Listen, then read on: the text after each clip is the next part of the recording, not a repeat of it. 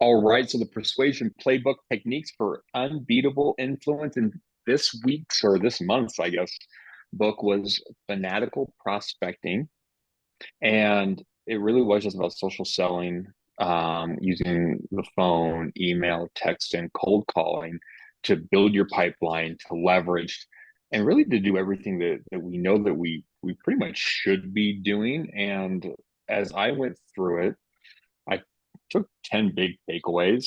And with the takeaways, I also thought like, how could we implement this as real estate agents? So as we're looking at this, takeaway number one, the law of the pipeline. And obviously the importance of this is having a full pipeline is crucial for consistent sales and it prevents dry spells. And I think like as we're talking about this, we think about that roller coaster, right? Like we talk about how we're lead generating, and then we get busy and we're busy and we stop lead generating, and then we find ourselves at the bottom of this thing, and it's just a vicious cycle. And I talk to my coach about this all the time, and I'm definitely not an expert about it. And she has access to my calendar and my 411, and we have these conversations, but it's just regular scheduling time for prospecting activities, whether you're calling your sellers, you're hosting open houses, and making sure that there's a continuous lead stream of leads. Does anyone like as we're thinking about this, does anyone do a good job with like actually putting time on the calendar to actually execute lead generation? I am Yeah. right now. Yeah. How's that going? It's not easy. It's not easy. It's not fun. Yeah. Do you find it like as you're going through and Um, you're doing it, are you accountable to it? So like if it did say lead generation from 10 to 11 today, do you find yourself knocking out the lead generation from 10 to 11? I do. I usually find myself doing at least 60 minutes of it in the morning.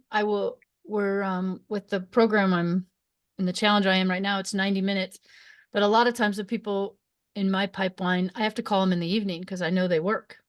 Yeah. Yeah. I think that's what's interesting, especially if we look at, GK's perfect real estate agent calendar. It does talk about everything being done before 11 a.m.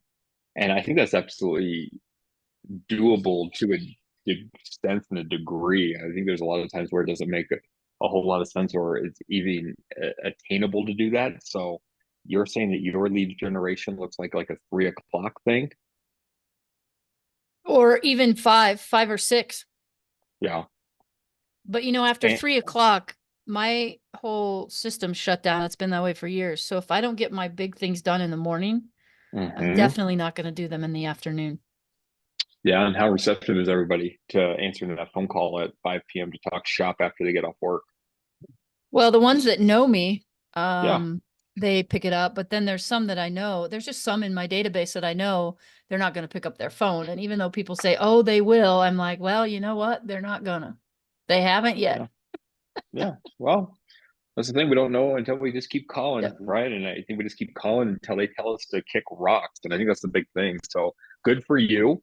Good for you for having it on your calendar and actually following it. And I think like this is the biggest thing that almost every real estate agent, this is our biggest opportunity. I don't think any of us got into this business to be lead generators. Like none of us were like, you know what? I love lead generating. I love picking up the phone. I love calling people and asking what their real estate goals and ambitions are for the rest of the year. And this is why this is number one. The number one takeaway for me was get your pipeline, work on it, fill it. Now here's the big question, Casey. After you have this conversation with your people, Yeah. is it going into your CRM? Yes. Now it is. Now it is.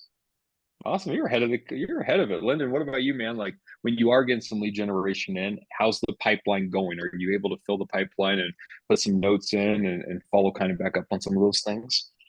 No, not really. I haven't really been able to get into that. I'm more into just trying to market myself more right now. Yeah. But Yep. no, I haven't been successful. Yeah. Well, I think that's the thing, right? Is we're going through and we're thinking about the different ways that we can build this business. I mean, we do know that we have some very successful agents that just market, and it's and it works, right? I mean, marketing works. Here's Kathy with her logo being marketed at us right now, and I know that Kathy goes right. Like, who's looking to buy a house today? Kathy goes out and she plays. Well, I think it's pickleball now, but Kathy, when you're putting the No, pickleball. no, it's no pickleball, huh? It's back to tennis. Both. Winter is only tennis, and tennis league will start here, soon. So I play in 8 or 9 leagues. So. Jeez. And so when you're playing these 8 or 9 leagues, where do you consider that, or do you consider that more prospecting or marketing? Because I know that there's definitely a real estate aspect to it. It depends how intentional I'm going to be, but I try to treat it as prospecting. Yeah, and absolutely. In our drills, everybody knows me and they use me. When I'm in the league, I have the opportunity to talk to the 2 people across the net that don't know me and live in, a surrounding area, sometimes further than I want to go, but prospecting. And then I do marketing with sponsoring their tournament events at our Arvada Tennis Center. I think that's it, guys. I think that's one of the biggest things, the easiest things, like as we're looking about this thing and doing it. If we're doing the right things where we are doing our marketing and we're making sure that people are seeing us in different aspects of being the real estate accounts of choice, whether it's our logo, we're educating on social media, we're doing some mail outs, we're doing some emails, we're doing whatever, and then they get to see us face to face. Like, that's how we know if we're doing a good enough job, is that they want to talk to us about real estate and we're not having to bring it up anymore. So that's big. So law of the pipeline, number 1. My number 2 takeaway was the 30-day rule, right? Sales activities today will affect your pipeline 30 days from now. And I know that in real estate, we talk about 90 days because we do talk about this as a 90-day business, but in the book, they were truly talking about the 30-day rule.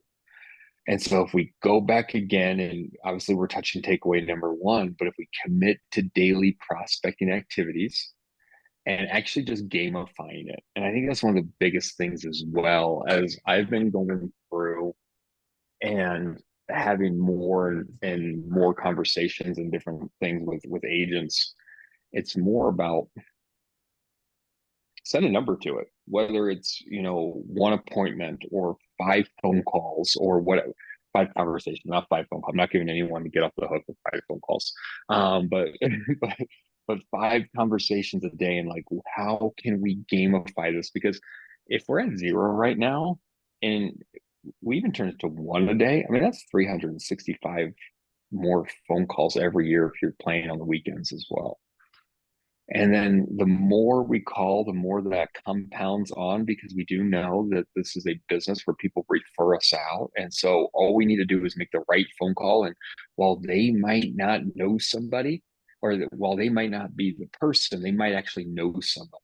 And this is why this thing actually has a compounding effect, like in our business, because real estate's exciting. And when people are thinking about buying a house, they talk to people about it and they ask for referrals and recommendations. And so I would say gamify it, right? Let's start to gamify this thing. And whether it's, we're going to send some emails, we're going to make some calls, whatever that is, like, have a number set to it. Casey, as you're doing this for your 60 minutes a day, do you have intentionality with how many people you want to talk to? I have a goal of 10 contacts a day that I actually speak to. I have yet to reach that. Yeah. I mean, I'm the same way. I like the filtering into me through referrals and marketing. But I noticed that I'm a little more, because I have skin in the game on this challenge. I'm focused more on, I really just have to focus on the things I'm good at. Like, I'm supposed to knock, if you haven't seen, I'm supposed to knock on an expired door. I sent out 2 letters last week to 2 expires in our neighborhood, and I know of the people, and so I'm supposed to go knock on their door, and I'm just like, you know what, that is so not me. Yeah. That is so far out of my bubble that I'm like, yeah, I went and knocked on neighbors' doors and gave them my information and talked to people because I know them. I walk in and I said, hey, but I don't know these people. I know nothing. I know of them and why they can't sell their house, but you know, I don't know if I'm the one that needs to do it. I don't know if I'm ready, right? I don't know if I I'm have the a one. hint for you, Casey. Yeah. Sue Venzel made us do that, you know, or maybe it was the Bold, I don't remember, but right off the bat, I was doing that, and I would print out the seller's property disclosure. Because it's something they'll need and it helps them. It's got your information on it, and you're giving them something. You know, you're giving them something of value that really they have no idea. Yeah. Well, I know So Bob said that that I need to makes- have, you know, my numbers right and stuff. And so that's what I'm doing this morning, because from the history, so like I have history from a neighbor. I didn't realize this was the house. So you put the pieces together, right? Your neighbor, a friend of mine talks about their neighbor. And then I go to the expireds and I'm like, oh my God, I think that's Heijan's neighbor. So I really want to talk to her to see if it is, because they didn't want to stage the house. They didn't want to prep the house. They didn't want to do this. They wanted to sell it for 1.2 or something like that. They need to move to be with their children and their grandchildren. The wife wants to move. The husband doesn't want to move. Enough said. Like, you know that it's not going to be a fun experience. Make it easy Right. for them. Tell them to get out. So, but I have enough background now on other homes that have sold, especially one that I did an estate sale at 4 houses down, and they had to come down in price. So if I can just get up the nerve to knock on the door, number one. Number two is to just keep it sweet and to the point and say, hey, look, if I know that's them, I know you guys, I talked to your neighbor, I'm aware of your situation, you guys need to move.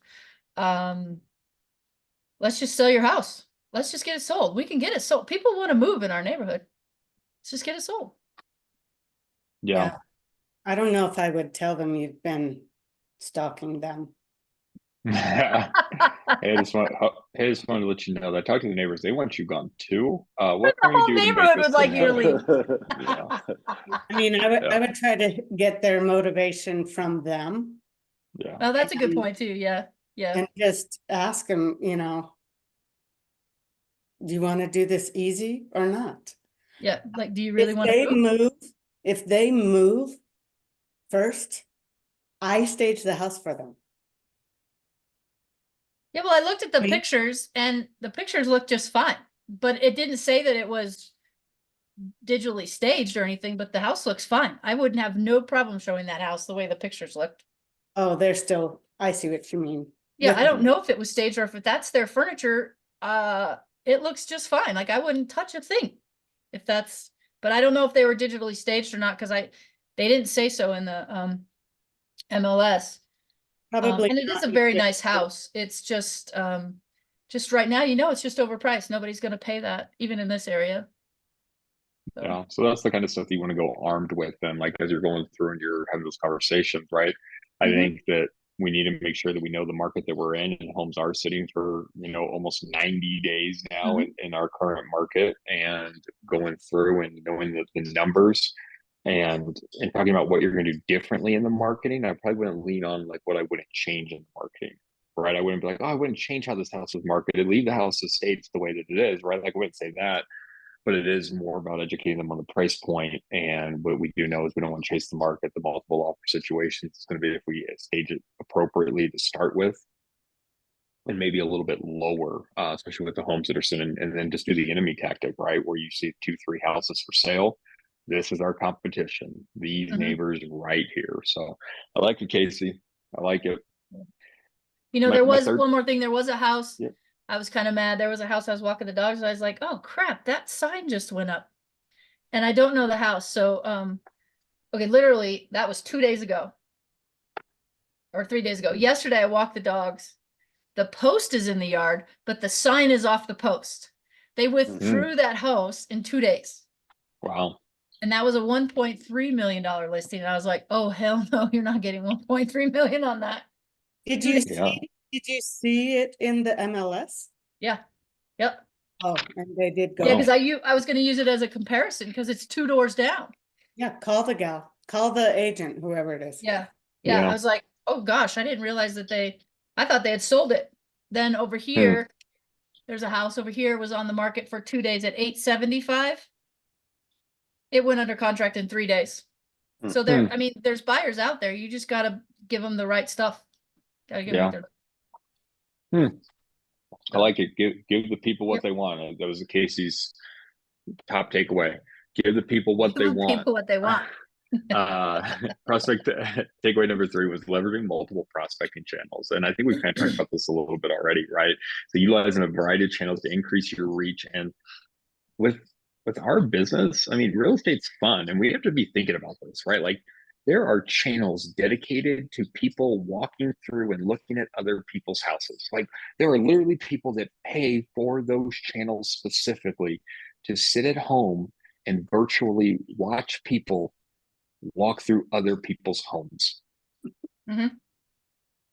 I mean, HGTV, if we were to look at it, there's not a whole lot of garden. There's a whole lot of homes on it, though, right? And so as we're thinking about this thing, we know that there's traditional ways, door knocking, we can cold call, we can do open houses, we can do all these different things.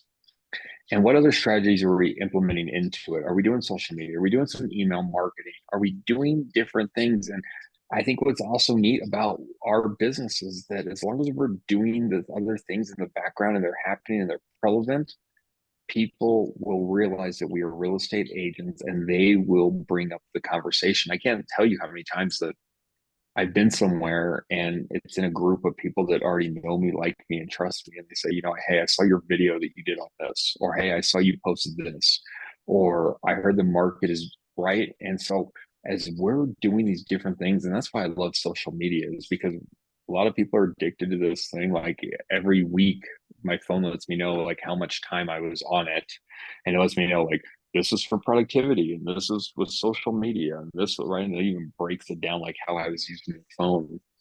And so while people are on this and they're scrolling in the morning, they're scrolling on lunch, they're scrolling when they get home, you know, they're on social media, you know, they're doing these different things. And so like, what are we doing to capture mind share? What are we doing to stop the scroll? And so, Kathy, I know that we just talked about yours a little bit, but you're being very purposeful, I would assume, with when you're going out and you're playing tennis. Like, what are you doing as far as the marketing pieces go to make sure that people are actually seeing you as a real estate agent to take those conversations off the court? I'm not doing much. I'm not good at the marketing part. I've had this postcard thing here. Yep. It's Boomerang. Mm-hmm.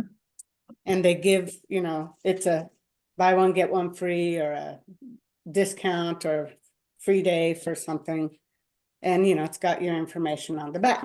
So I've had that since I went to some vendor fair, maybe 6 weeks ago. And yesterday I realized, well, I finally wound up, I put tags in my database in my CRM for postcard marketing.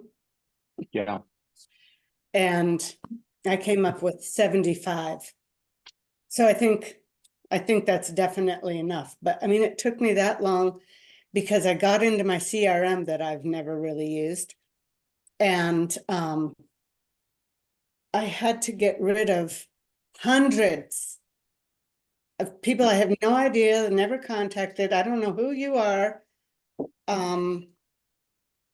So I went from like 700 contacts down to 400 or 380 or something. But yeah. So I don't even send things to my past clients. Some of them are on a drip from personal marketing. Yeah. And half of them have used me several times. I've had to change their address over and over. So why don't I do that? I don't know. Yeah. Well, I think that, like, as we're going through and we're just even thinking about just in the database, I think that you said something that was important.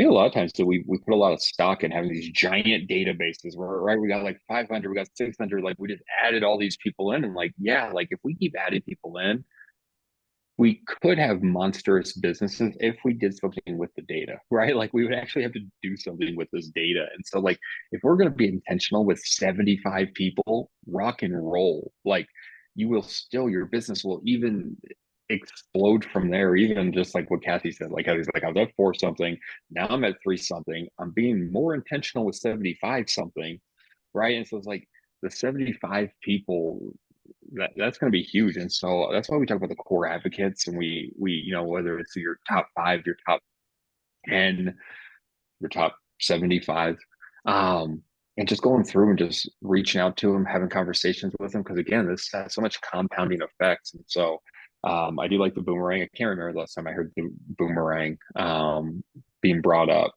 and I don't know why, but I was like, oh yeah, boomerang. And so that is just a company out there that, you know, you do pay to put your branding on, and they send them coupons, right? Like that's really all it is.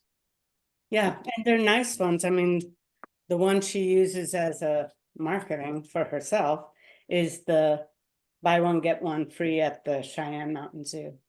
So, Yeah, you yeah, know, some cool stuff. I don't get this, and I get marketing from, you know, they consider us Westwoods. So you get it from everybody, but Yep. I've never seen this. So maybe that. Yeah. And even more intentional, right? Like, what does it look like as your sphere of influence? It doesn't need to be a neighborhood, your sphere of influence, whoever that is, and just keep throwing stuff at them. And again, if we're doing things in the background, guys, this is just another top of mind post. But someone's like, oh, cool, Kathy sent this to me. And then they're going to see Kathy out on the court. And then it's going to be a real estate conversation. And then there's a deal, right? Like, there's so much power in all these different things that we do. So do Here's you the big one. remember, Go ahead. Charles, back when we were at the old office? And this is how I started my business. And I'm struggling to get back there. Every day, I did 3 money-making activities.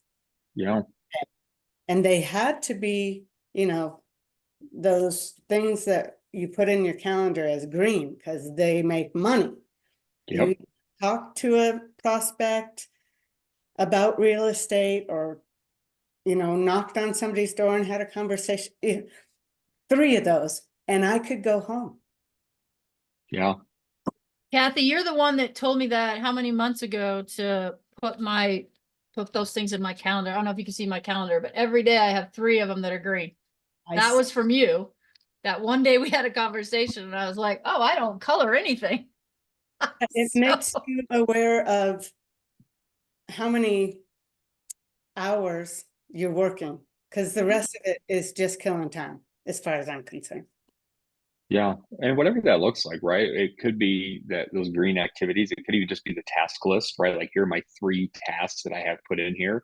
So you could either be very purposeful and say exactly what they are, or you could just say, no, here, I just need 3, whatever the 3 are, then just check it off as you hit them. I actually thought that the way you started your business was going to the Brass Armadillo and walking the halls to talk to people.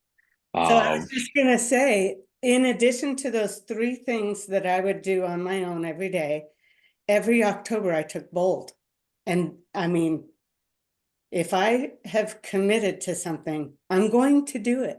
So those 20 contacts I needed to make a day, or 100 in a week, I was going to do it whether I had to go to Burger King or hand out cards in King Super's parking lot. I mean, I did it no matter what it was. And the Brass Armadillo, there was nobody in there except 3 women. And yeah, I closed on that, 3 months later? Yeah. I think that's the thing. And I know that this was, you know, about the last takeaway, but I think it goes right into this one, right? This positive mindset. And as we're just going through, I think that, you know, as we talk about the old office, I think that there's been a shift from, you know, even 2017, 2019, right? The normal market into the 2020 pandemic, 2021 post-pandemic crazy market, 2022, the end of it started to get weird. 2023 was weird and it super sucked. and now we're in 2024. And I think that as we're going through and we're doing these different things, it is like, what can we do? And I can tell you guys this, there was a time in my team leader career, I think it was back in 2020, and I remember it happening. I actually remember waking up one day and I caught myself doing it. And I actually knew that I was doing it for the longest time, but I remember waking up and I was like, gosh, dang it. I got to wake up and prospect today. I got to make cold calls again today. And I was like, how long have I been doing this? And I've been like, I was just thinking back on it, I was like, I think it's been weeks that I've woken up and I have just put it, like, as soon as my feet hit the ground, I was like, gosh, this just means that I'm an hour closer to having to be cold calling and lead generating. And I think as we're going through, it's this positive affirmation. I can tell you right now, it is positive affirmation. I have affirmations. It's in my journal. I journal every day. And so I have a digital journal at the very top of the journal. I have an affirmation that I do. It's right on the very top, and I hit it. Whether it's your motivational reading, like what we're doing with this book club, right? The fanatical prospecting. And this is the thing, like as we go through these slides, none of these are like, oh my God, I never thought of that, right? But we're just reinforcing what we know. And we're like, I bet if we were to get to the end of this year, which we will, and we look back at every one of these slides, I bet the 10, 15 takeaways are all the same. I bet like every book is going to be the exact same stuff over and over and over again, but it's just positive reinforcement that we know what we're supposed to be doing. It's bringing it top of mind, and we're just really just setting that tone. So it's like, what are we doing? And so are we reading books about what we're doing? Like I'm reading a book right now, it's called 9-Figure Mindset, and it pretty solid book. The next one I have that I'm going to be reading is called Branding Like Serhant, right? Ryan Serhant. His new book, I got it last week. I haven't opened it yet, but it's like, what are we doing? What are we filling our brain with? Like, what are we journaling down? What conversations are we finding ourselves in? And just getting excited about it. But Kathy, like back to your point, like, you know that you're supposed to be doing it. And it's like, are you telling yourself I'll start it tomorrow? I'll start it next week? Or is it just like, I should be doing that, but it's cold. I mean, even Casey was like, yeah, I'm supposed to go knock on an expired's door. And I'm thinking to myself, Casey, it's 27 degrees outside. I wouldn't have planned that activity for this week, but I did. so I was supposed to have it done yesterday, but I'm like, I ain't ready. yeah. I'll do it this afternoon, but I have a feeling they don't even live there. I have a feeling they've already moved, but that's just my feeling. Yeah. Kathy, what about you with the Yeah, pieces? don't think of it as a listing presentation. No, You're I'm just not. trying to have Not a even. conversation. No. Nope. Yeah, the Kath- best. I don't know what keeps me from doing it. I'm up here at this computer. I fill Yep. my time with busy work, and I am not leaving my house enough. So Yep. I need to get going on open houses so that I can at least, I'm trying to preview homes. That's not talking to people. You know, that's helping people I know are in my pipeline, not gaining. Yep. So like I go through, and this is just the app, and it's called the Day One app. Is the journal that I do, and I actually have checklists for myself in it. So I have checklists. It's like, did you read your book? Did you do your morning workout? Like, it's just the things that I know that get me pumped to get going for the rest of the day. And what's even better is this gamification of it. And I think that's probably one of the biggest things. Like, just think about everything. Like, think about your Robinhood account. If anyone's doing any like dieting apps, right? Like, all that stuff is like, hey, you've been on a streak. Hey, you've been doing this. They send up the pop-ups and they're just constantly in your face. So, Kathy, I mean, you know it. What's one more reminder tool in there that's like, Kathy, did you check off your stuff? Is it checked off? Like, are you doing it? And I think it's just a matter of starting it, because then you don't want to let it go. Like, if it's like me, like even my diet app, it's called My Fitness Pal. it lets me know if I haven't logged my calories for the day, and I know what my calories are because I eat the same stuff every day. I know exactly what I'm eating. But it's like, Charles, you're at 176 days. Don't stop your streak today. Right. And so it's like letting me know. I'm like, oh God, I better put that information in real quick before the night expires. Same thing with the day one app. It pops off and it says, hey, Charles, you're on a 76-day streak or whatever. Don't fail now. I didn't know what you meant by gamify because I don't know those. I just don't know what that means until you yeah. told me that. The only thing that I can think of that does that for me is Wordle, because I don't want to lose my streak. Exactly. And so you're committed to it, and you probably like kind of enjoy it, but it's more just like, you're right, game. I've committed too much time to let it go now. Right? Like it's the exact same thing. And Be you 10 just minutes said at bold. midnight, and I'm like, yeah. I have literally been laying in bed about to go to sleep, and I'm like, oh my God, I didn't input my journal, and I did all my activities. I know I did it. And I lay there and I check off my activities, I write my journal, and then I plug my phone back in. And I think it goes back to this whole bold thing that you said, right? You're like, I go to bold, I'm committed to it, and I know that you have an accountability partner, you're doing scripts. Like, this is just a digital version that's with you all the time, and like you can set it to remind you. And again, I think all of us in this room, like, you're like, I've already committed this much time, I don't want my streak to end today. So positive mindset, guys. I think, and here we go, consistency over intensity, right? And I think if you were to look at this goes back to our conversation that we've been having, right? It doesn't matter if it's even just one person a day. We got to start somewhere. We're all on the same journey. We're at just different parts.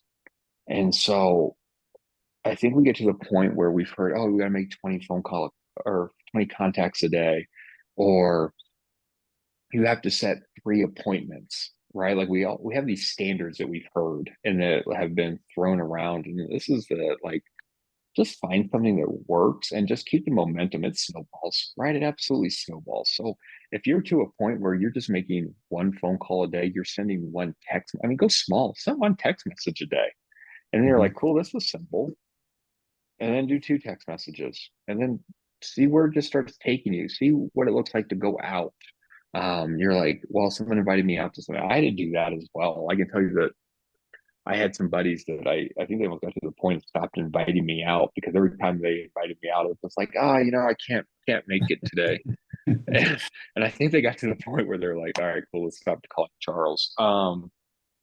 But then I just made it a point where they invited me. I said yes. Like it didn't matter what it was. I said yes. I mean, unless I truly had something going on, but I was totally one of those memes where you're like, oh no, I can't go out. I got something going on. And then I was just like hanging out with my dog watching TV.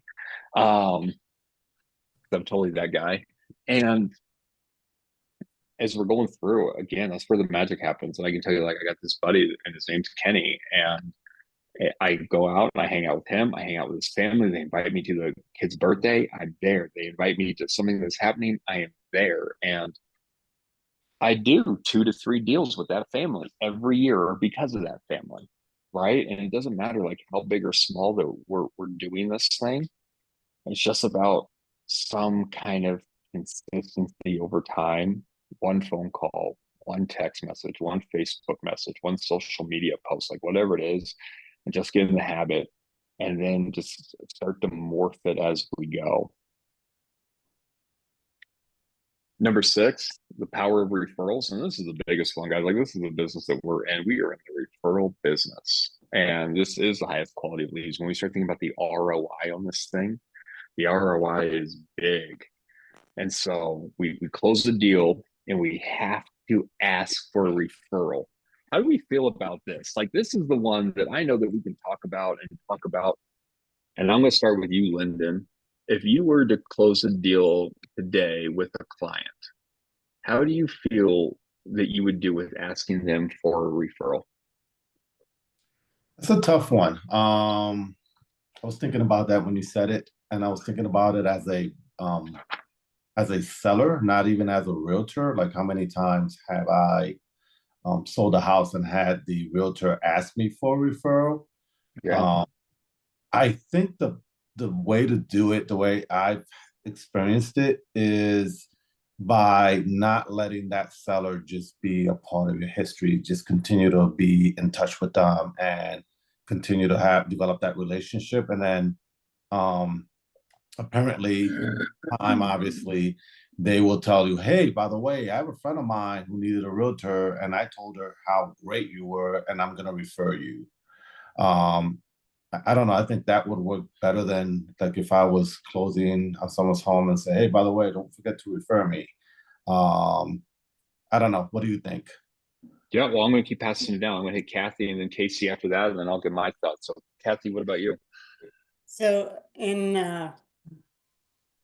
I've generally gone after listings, but I help anybody that's ever mentioned anything about real estate to me.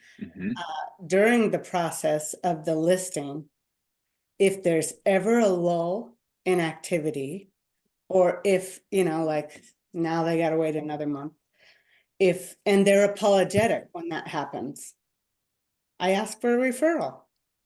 If they ever compliment me and say, dang, do you ever sleep? I ask for a referral. And I just tell them if then I get in front of them and they're complimenting anything, and I say, you know what, I love what I do. Helping people makes me happy.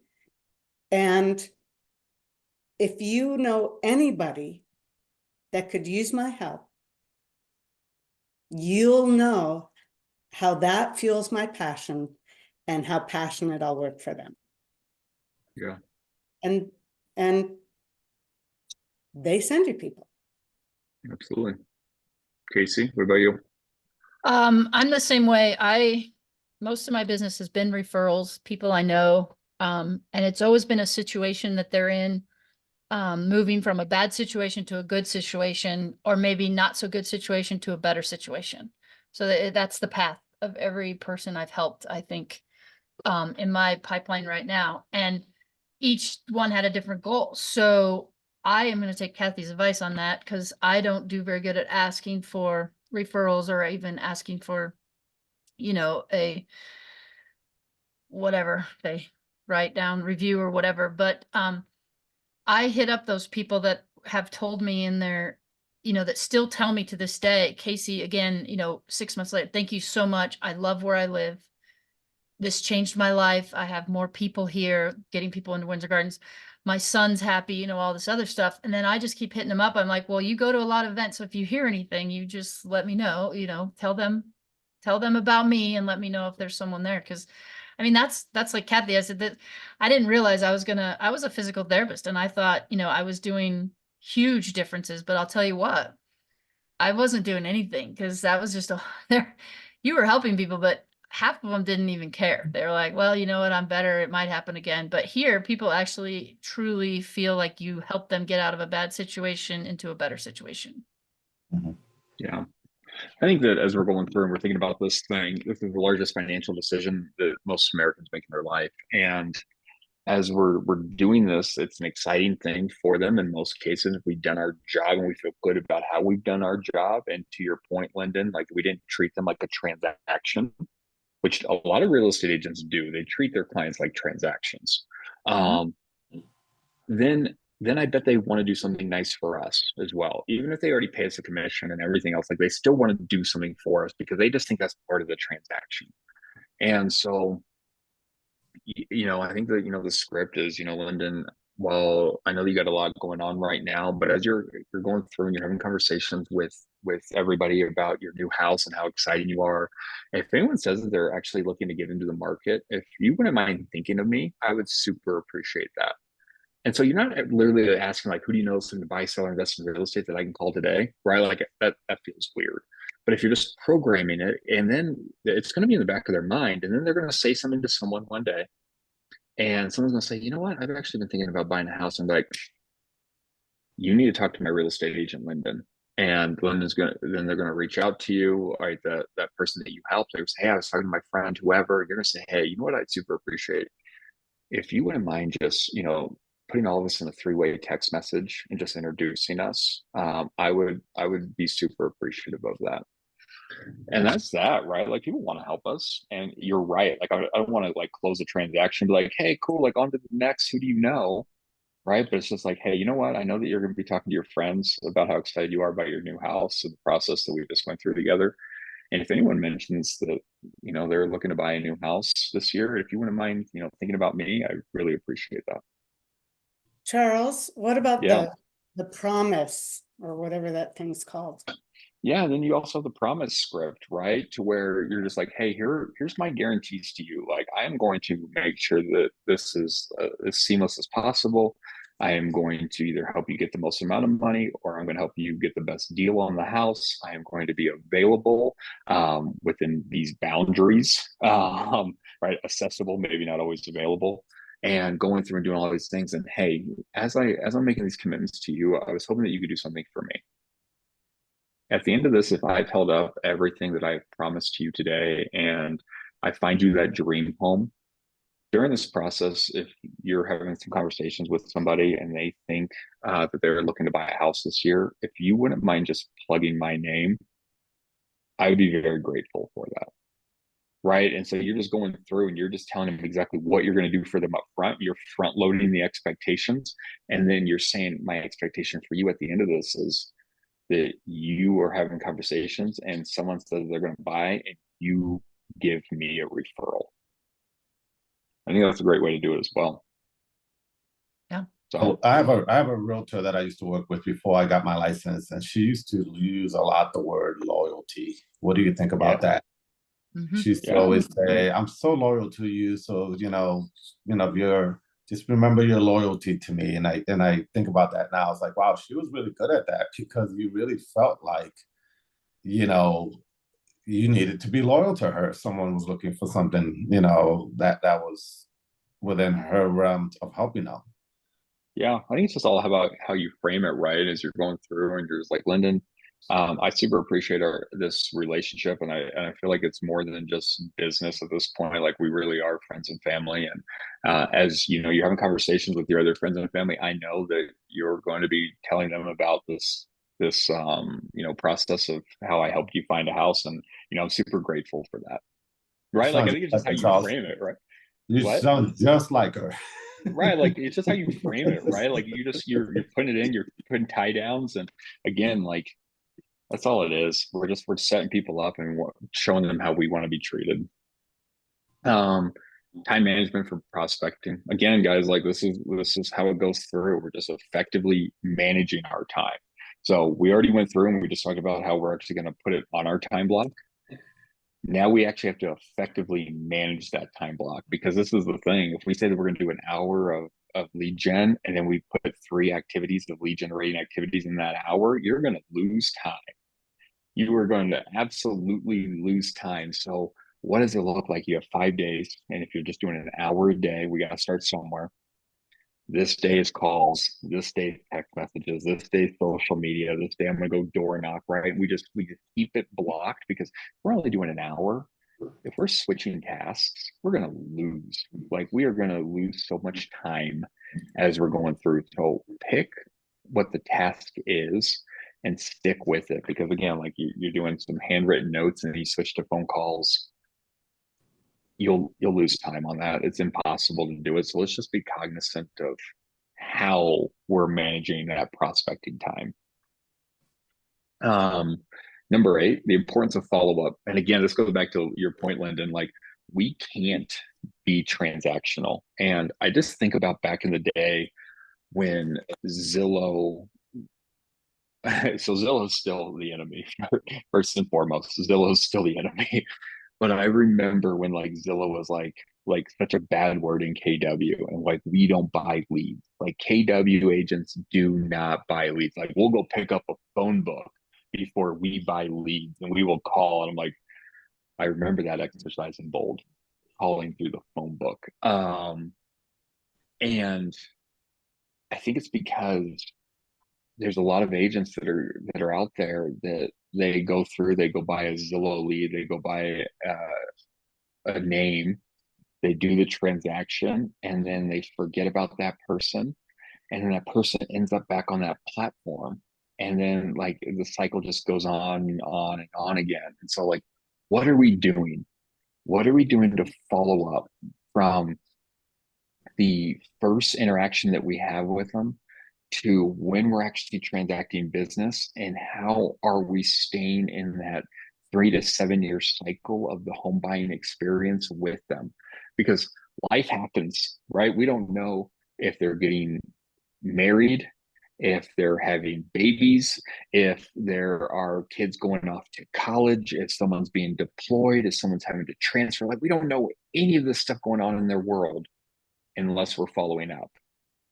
And so like, what does that system look like? And again, I think it goes to what we're so afraid of. I'm talking about this phone that weighs 500 pounds.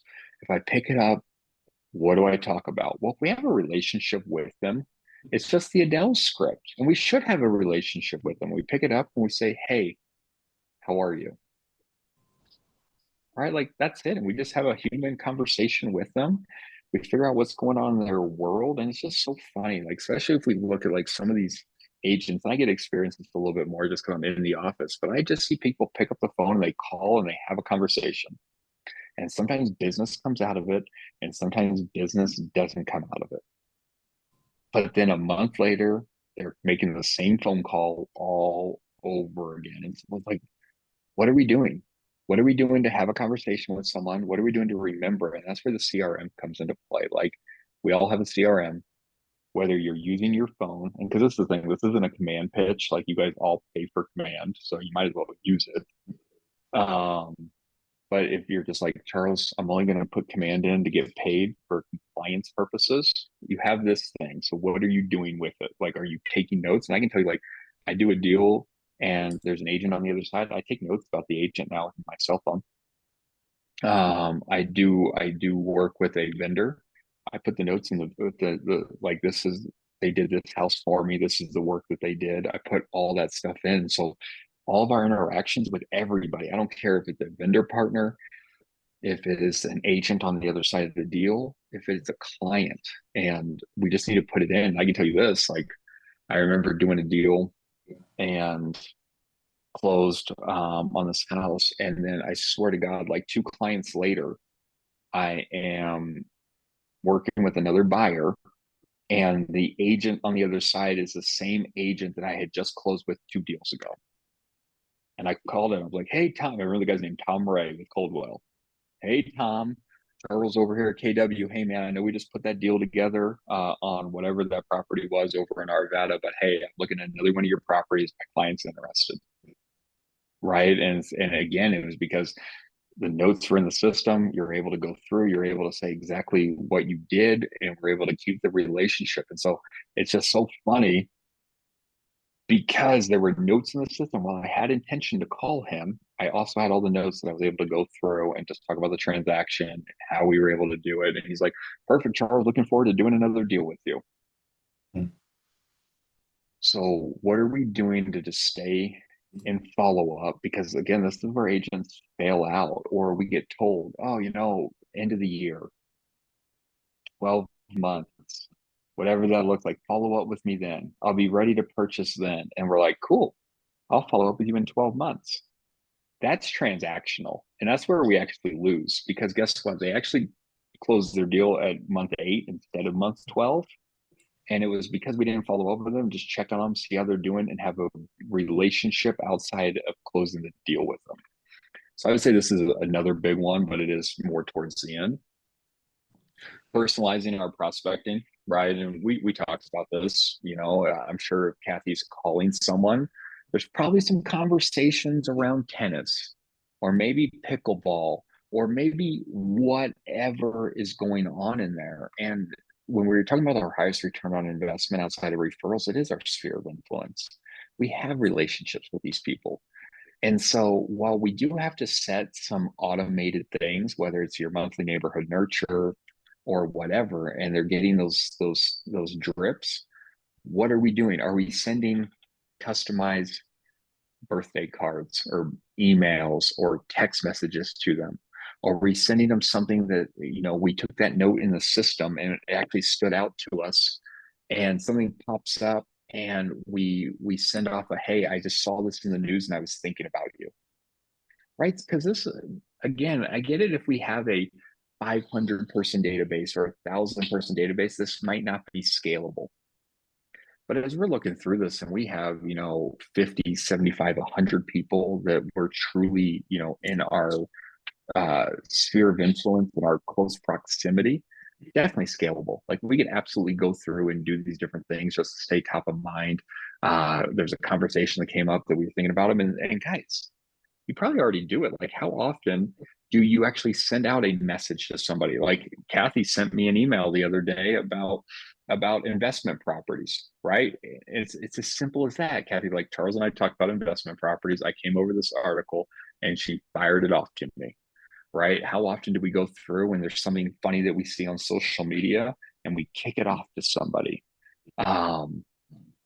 Or, when we're on social media and, Kathy posted about Casa Bonita like a month ago, right? And it's like people jump in and like these are the conversations that people want to have. And I think we overcomplicate it. We're like, oh no, I gotta be super, super intentional about the conversation I'm about to have with someone. It's like, no, we can talk about some super simple stuff and it gets people excited. So what are we doing to personalize our prospecting?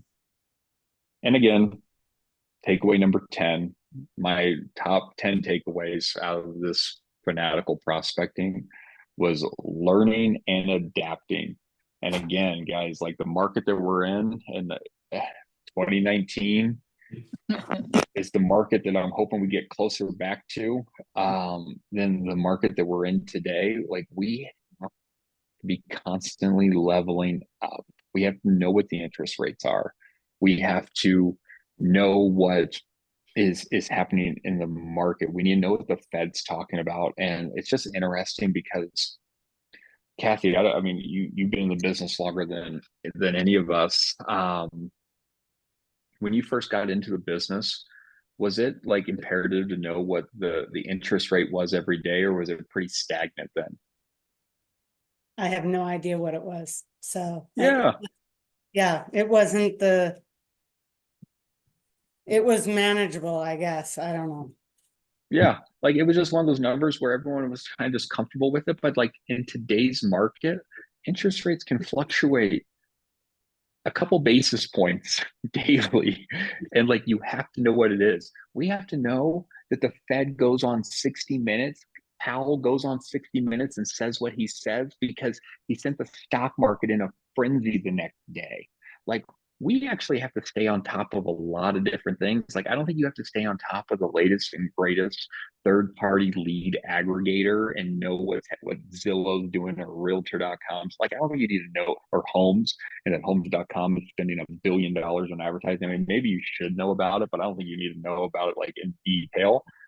But what the consumer needs to know, what's happening with interest rates?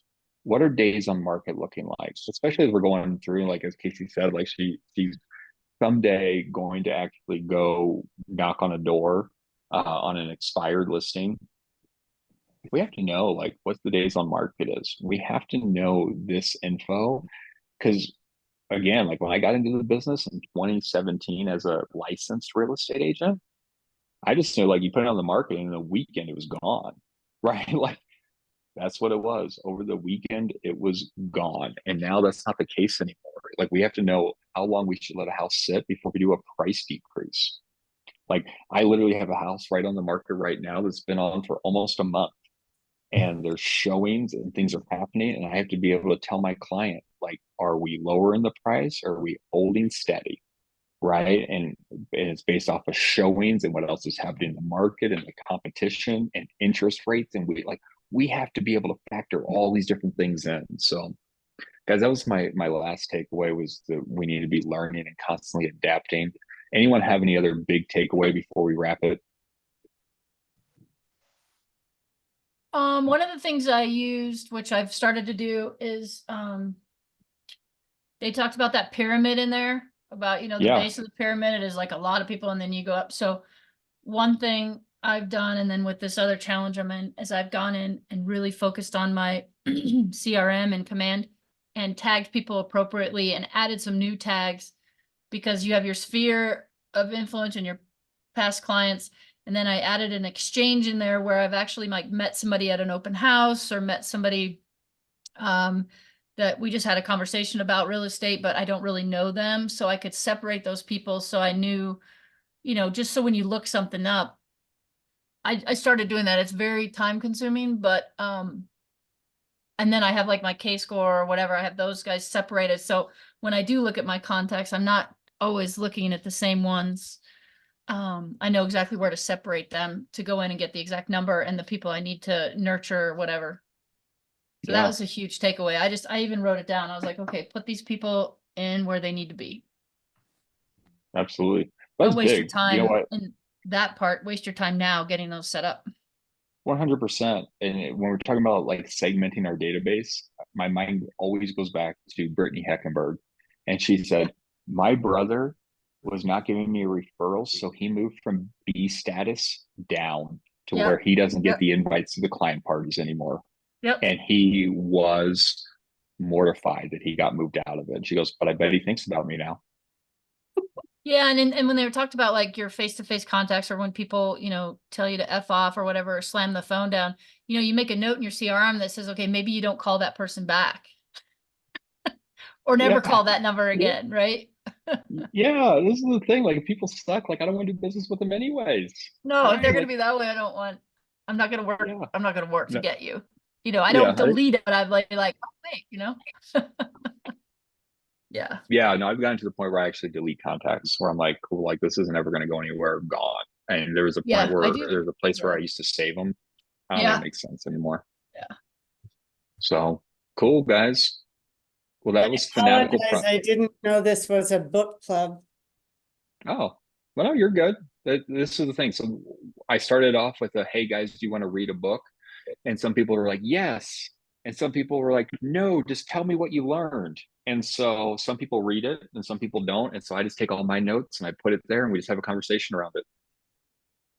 Kathy, me too. Just for the record, I didn't know either, but I just went on Amazon and pulled it up just to look at it. But I've been a realtor for less than a year, and I can tell all three of you, thank you so much, because you're just giving all this information. I'm just kind of sponging in. I'm so lucky to be listening in on this.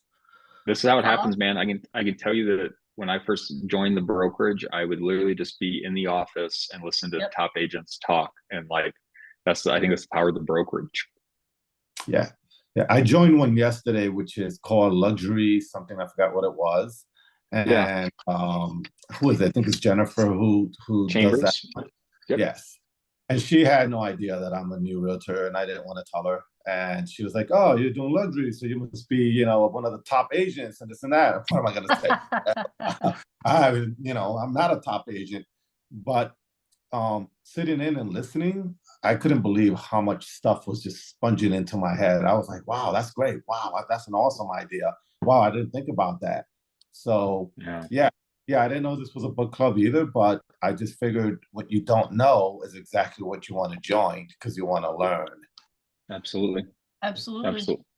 Yeah. I just got reverse selling. I just got that book. Okay. Perfect. I'll put it in. Start reading that before the why I'm flying and everything for family reunion. So. All right, I'll throw reverse selling in for next month then. Yeah, I think cheating. I think it might be interesting. Okay. Perfect. That works. If it's not, I'll tell you, and then we can just stop and find another book. And we just pivot. All right, I'm down with pivoting. It's way easier than that couch I saw. Yeah. Perfect, everyone. Have a great rest of your day. Let me know if I can do anything to help. Thanks, guys. Thank you, everyone. Can you send me that lady's the concierge stuff? Yeah, she's literally texting me right now, so I'll make sure that Romy has you on the list. Thanks. You're welcome. Bye, guys.